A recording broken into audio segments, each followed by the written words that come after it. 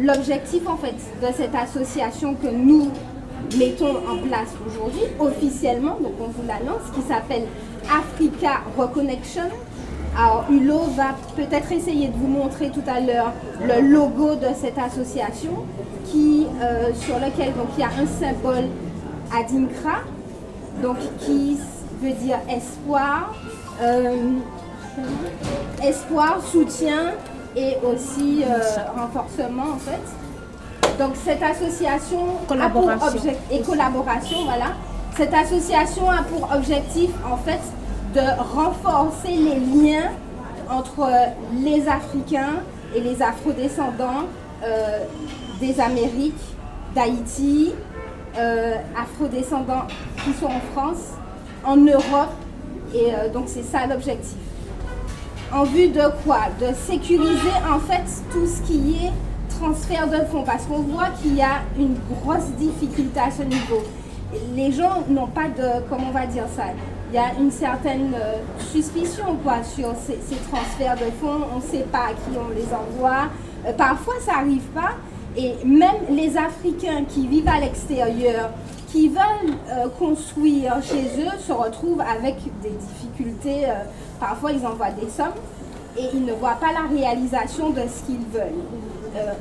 Là, il y a un projet qui a été mis en place, là, notamment par le MIR, ce projet de reboisement à travers, avec la collaboration, l'association la Grande Muraille Verte.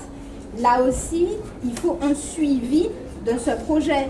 Il ne s'agit pas uniquement d'envoyer des sommes, sans pour autant avoir un suivi du projet. Donc c'est ce que souhaite porter en fait cette association, son rôle, tant sur le plan donc, économique, culturel, et aussi donc c'est ces deux plans-là. Notre peuple vit des choses vraiment très très difficiles partout dans le monde.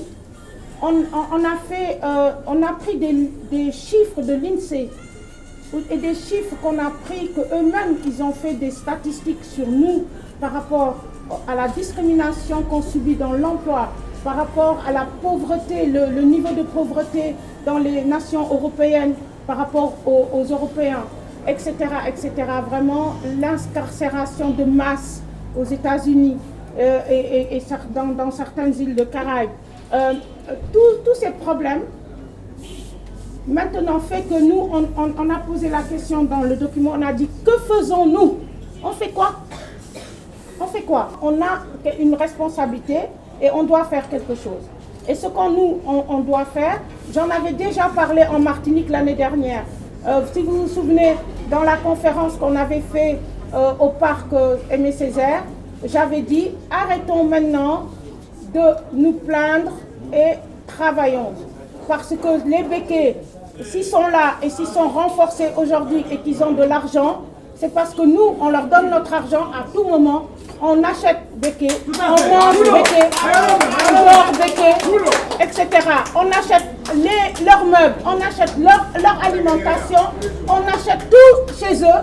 Et après, on se dit ils sont trop riches par rapport à nous, ils nous traitent, etc. Arrêtez de manger béquets, arrêtez de dormir béquets, arrêtez de consommer béquets.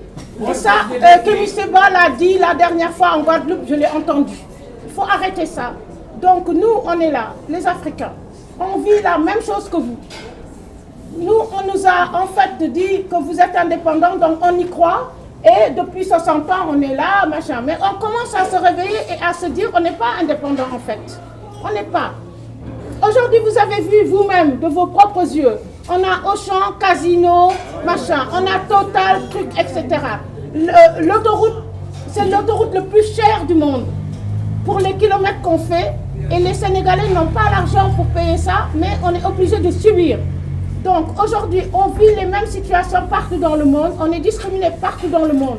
Qu'est-ce qu'on fait? On s'organise. En Martinique, quand j'en avais parlé, on en avait beaucoup parlé avec Garcin, etc. Et ils ont créé une coopérative quand je suis partie. Cette coopérative doit nous aider à être ensemble, plus ensemble. Donc une coopérative où il y a le BTP, où il y a tous les domaines et qui vont favoriser les entreprises de notre peuple. Voilà ce qu'on va faire. Nous, ici au Sénégal, il faut qu'on s'organise également et partout en Afrique. Il faut qu'on reconnecte, on reconnecte nos peuples qui sont le même peuple économiquement, culturellement, etc., etc. Là, on commence par vous présenter le volet culturel, économique. Le volet économique, c'est pour ça que j'ai invité des acteurs économiques ou des gens qui produisent des choses. Après, on va les présenter un à un. Et vous-même, les Martiniquais qui sont dans le même domaine, etc., pourront les rejoindre pour parler aussi de ce que vous faites. Après la reconnexion juridique, la reconnexion économique, rien n'est possible sans la libre circulation, certes des biens, des services, mais surtout des personnes. Nous vivons de l'autre côté de la mer un génocide par substitution. Parce que nous ne faisons pas assez d'enfants. Que quand nous en faisons, ils partent. Et que progressivement, notre pays n'est plus notre pays. Nous disparaissons. Si nous pouvons être en connexion avec la terre-mère, où le taux démographique est bien plus élevé que chez nous, ça va nous sauver la vie. Ça va nous sauver la vie. Donc, vous êtes une chance pour nous. Et vous aussi. Comme nous sommes, je l'espère aussi, une chance pour vous. Il faut apprendre à vous organiser en tant que chef d'entreprise, parce qu'on en a marre d'entendre la Martinique. Nous pas ça créer entreprise. Nous pas connaître entreprise, c'est Bétier qui ça crée entreprise. C'est une commune énorme qu'on apprend dans les universités. C'est monstrueux. Alors que nos parents qui nous ont élevés étaient tous des entrepreneurs. Marchands de poissons, bouchers, tous ces mondes-là, c'était des entrepreneurs. Y compris les enseignants martiniquais étaient à leur façon des entrepreneurs, puisqu'ils étaient assistants sociaux, ils étaient tout le temps des baguettes, des cavés, boutiques, tout le temps des baguettes. Quand nous ne pas chercher à connaître nous, ni à Martinique, ni à Guadeloupe, nous ça. Maintenant, il faut faire passer ça, tout ça. Il faut que nous rentrions dans l'action. Rentrer dans l'action, ça veut dire qu'effectivement, autant du droit, mieux comprendre le droit. Ils m'ont fait comprendre ce que c'est que le droit. Et je les remercie tout le temps, Maryse, Claudette, toute la bande, etc. Georges Emmanuel, Lynn, tout ça. L'importance du droit. Et la question économique, c'est fondamental. Chacun d'entre nous, ici, doit être un acteur. Un soldat. Un soldat, que dis merci. Un soldat dans le travail que nous devons construire. D'autres avant nous ont fait. Marcus Garvey à son époque. Césaire à sa façon. Tous les panafricains sont faits. C'est pas la peine de rentrer dans leur critique. C'est pas la peine de nous intéresser. Il faut savoir qu'ils ont fait, ils ont bien fait à leur niveau. Maintenant, nous devons construire, disait Fanon. C'est ça qui est le plus important. Comment nous devons nous mettre ensemble pour construire. Et c'est dans ce sens que ces retrouvailles, cette reconnexion spirituelle que nous avons faite ici, c'est quelque chose d'extraordinaire. Nous sommes contents, nous sommes heureux, nous partons joyeux. Mais cela ne suffit pas. C'est lorsque nous allons arriver pour savoir comment continuer. Je dis ça à tous les camarades. Chaque camarade, chaque ami, chaque soeur que j'ai rencontré dans le convoi ici, Martiniquais ou Guadeloupéen, je lui dis comment nous devons faire, comment nous devons faire. Il ne faut pas se contenter de dire c'est bien, c'est bon. Comment nous devons nous organiser. C'est ça le plus important. C'est ça le plus important. C'est ça le plus important. On doit valoriser nos enfants. Leur dire vous êtes forts, vous êtes beaux, vous êtes intelligents. Voilà. Et que c'est vous qui allez construire là. Et c'est pour ça qu'on a créé une école. Une école qui se questionne sur l'éducation. Quelle éducation pour nos enfants?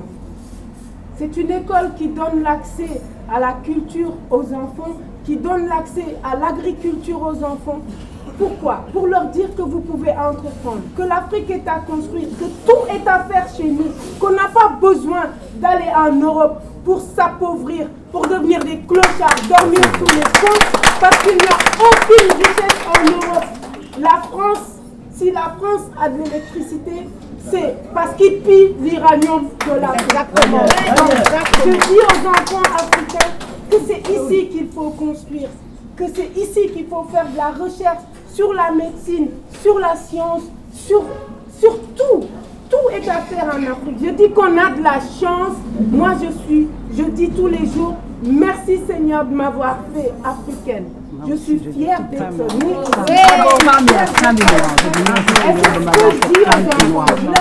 Soyez fiers d'être nés sur ce continent parce que vous avez tout à faire.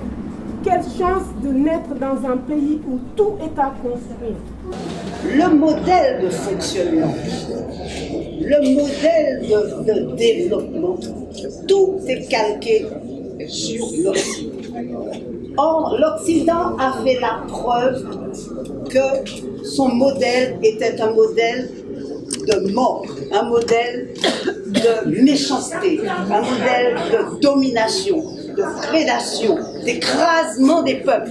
L'Occident n'a jamais fait qu'écraser les peuples. Partout où ils sont passés, méthodiquement, ils ont écrasé. Alors nous ne pouvons plus prendre ces gens-là comme modèle de développement. Nous ne devons surtout pas dans votre école, Patricia, je vous en supplie, essayez de leur apprendre que tout ce que l'Occident nous a donné comme valeur, c'était l'inverse qu'il fallait faire. Ils vous ont dit le temps c'est de l'argent. Ils vous ont dit que pour développer il fallait avoir du capital. Ils vous ont dit que la richesse c'était l'accumulation de biens matériels. Eh bien il faudra apprendre à ces enfants-là que ce n'est pas vrai. La richesse c'est l'homme et la richesse c'est l'homme dans son environnement global. Il faut leur dénoncer. Il faudra apprendre à dénoncer le modèle occidental. Réparation et décolonisation sont consubstantielles. Ce qui veut dire que nous nous battons pour notre liberté également. Et puisqu'on parle d'économie, nous ne pourrons pleinement développer nos relations économiques avec l'Afrique, dans les deux sens, lorsque nous aurons la pleine disposition de la décision, c'est-à-dire la capacité de légiférer et effectivement, de mettre en place effectivement un système de commerce profitable aux deux parties. Aujourd'hui, nous dépendons de la France et de l'Europe, et la Guadeloupe et la Martinique sont considérés comme des morceaux d'Europe, c'est une aberration. Je dois ma présence ici à cette belle communauté et que je félicite pour cette belle manifestation. En outre, je le dis, le principal obstacle pour aller au bout de nos rêves, c'est nous. L'Afrique, c'est nous. Le monde, c'est nous. Nous ne devons pas nous laisser intimider par l'allusion du repli sur soi. C'est en alliant solidarité et action sociale que nous serons à la hauteur de notre époque. C'est en alliant ces retrouvailles-là que nous serons à la hauteur de notre époque.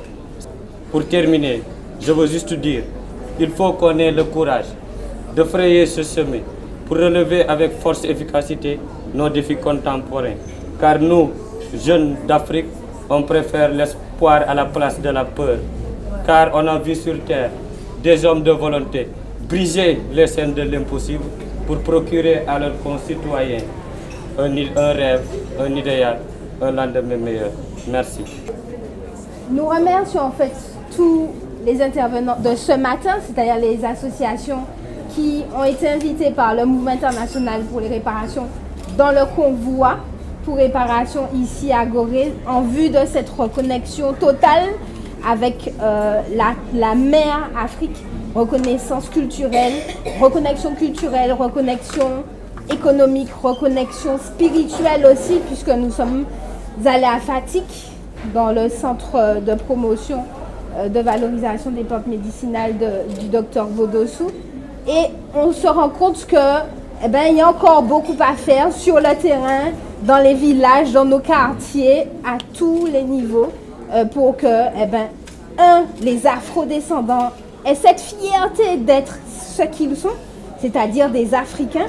On a un gros travail à faire, nous, dans nos îles respectives, aussi bien Guadeloupe, Antigua et Barbuda, Martinique, mais aussi sur le continent américain, c'est-à-dire en Guyane et ailleurs. Et il faut aussi donc qu'on continue. En fait, ce qu'on souhaite et ce qui était dit et ce que j'en retiens, c'est que chacun d'entre nous a un travail à faire. Chacun d'entre nous qui avons participé à ce voyage doit contribuer à cette reconnexion. C'est-à-dire que quand on retourne chez nous, sur le terrain, il faut qu'on continue à parler de ce travail, de tout ce que nous avons vu ici en Afrique, ben, les problématiques qu'ils rencontrent, qui sont parfois identiques aux nôtres, puisque l'oppresseur est le même, c'est-à-dire le colon, il est le même, l'État français, en Martinique le béquet, donc ce sont les mêmes personnes qui en fait continuent à nous écraser et à faire en sorte qu'on ne puisse pas s'exprimer alors que la créativité est là, on l'a vu de toute façon à travers tous les artisans que vous avez pu rencontrer lors des différents temps libres et tout ça, aussi bien artisans qui travaillent dans le domaine des vêtements, de tout ce qui est accessoires et tout ça, il y a du potentiel. Et il faut que nous, en Martinique, qu'on puisse aller dans cette dynamique, c'est-à-dire ce qu'on dit déprogrammer, qu'on puisse se déprogrammer pour tendre vers cette auto-réparation qui est la nôtre. Et comme l'a dit Hulot, arrêtez d'acheter béquet, arrêtez d'acheter chez celui qui nous oppresse et acheter en fait ce que chez nos frères et ce qu'ils produisent. Donc voilà, c'est le message que nous voulions faire passer et qui est passé, je pense, et continuer à être fiers de ce que nous sommes. On voit qu'il est fondamental que les messages qui sont donnés ici aient un écho aussi en Martinique. Parce qu'on voit que la jeunesse qu'on a en Martinique, en Guadeloupe, en Guyane, a aussi des difficultés d'avoir des références et pense que ce n'est pas possible qu'elle puisse se lever d'une seule voix pour avancer. Comme ils ont indiqué, c'est un seul système. Donc la jeunesse restée sur le continent, comme la jeunesse en Martinique ou en Guadeloupe, c'est celle qui est debout pour avancer. Et comme on dit, on ne marche que sur celui qui s'allonge. Et notre jeunesse est debout. Et je pense qu'elle doit le rester. On doit le rester parce que nous sommes un levier fondamental par rapport à l'émancipation, par rapport au combat que l'on mène. Donc je remercie tout le monde. Elle, c'est Mimi. Et Mimi, elle est martiniquaise, incroyable. C'est-à-dire que j'ai galéré pour trouver une salle. J'apprends aujourd'hui qu'elle est d'origine martiniquaise. Mais alors les ancêtres sont vraiment incroyables. Elle est martiniquaise, celle qui nous reçoit aujourd'hui ici. Et elle est martiniquaise aussi et elle travaille à l'ambassade de France ici au Sénégal. Donc je vous présente des martiniquaises du Sénégal. Voilà, les africaines martiniquaises du Sénégal. C'est des retours réussis ça, non? Parce qu'il n'est pas question que, après avoir fait tant de choses, pendant tant d'années, que nous vivions les mêmes histoires qu'ont connu les mouvements panafricanistes avant nous. Il faut dire aux jeunes ici, qui nous entendent, qu'il faut surtout ne pas tomber actuellement dans le distinguo, dans la classification, dans la hiérarchisation que l'Occident fait depuis très longtemps entre jeunes et vieux. Ça n'a pas de sens. Ça n'a surtout pas de sens. Je me bats en permanence dans mon pays, ailleurs, partout où je vais pour ça. Chaque génération a fait comme elle a pu, avec ses moyens. Et si nos générations avant n'avaient rien fait, nous ne serions pas là. Et si je suis là, si nous sommes là, c'est grâce à tous ceux, à toutes celles qui ont fait avant nous, avec les moyens qu'ils avaient à leur époque. À partir du moment où nous construisons, il faut avoir en respect tout ce qui a été fait avant nous, non pas pour ne pas critiquer, bien sûr, il faut critiquer, mais pour dire comment porter plus loin. Et c'est ça notre travail aujourd'hui. Donc, chères sœurs, chers frères, nous avons vécu des moments d'émotion énormes ici. Ça a dépassé mes espérances. Bien sûr, grâce au travail de Hulot. Si Hulot n'avait pas fait à fond ce qu'elle a fait, nous ne serions pas là. Elle a su convaincre des gens elle a surmonté des difficultés et elle nous a amenés jusqu'ici. Pas ici, là. Jusqu'ici, à ce travail que nous connaissons. C'est le travail, effectivement, de Hulot et de toute son équipe. Je vais parler de Kumba, je vais parler de Fatima, je vais parler de toutes celles, de tous ceux qui ont entouré Hulot. Et en Martinique, c'est un travail de tous les jours constant. J'allais dire plus particulièrement autour de Myriam, qui a fait un travail considérable. Considérable. Bouleversant même les aigreurs de son père et transformant sa maman en personne qui presque tombait en admiration pour elle. Et donc ça c'est très important. Il faut aller beaucoup plus loin. Il faut que, je l'ai déjà dit à Lille ici, en Guyane, que le travail que nous avons commencé depuis plus de 10 ans, il faut l'approfondir. Il n'est pas question effectivement d'abandonner ce travail.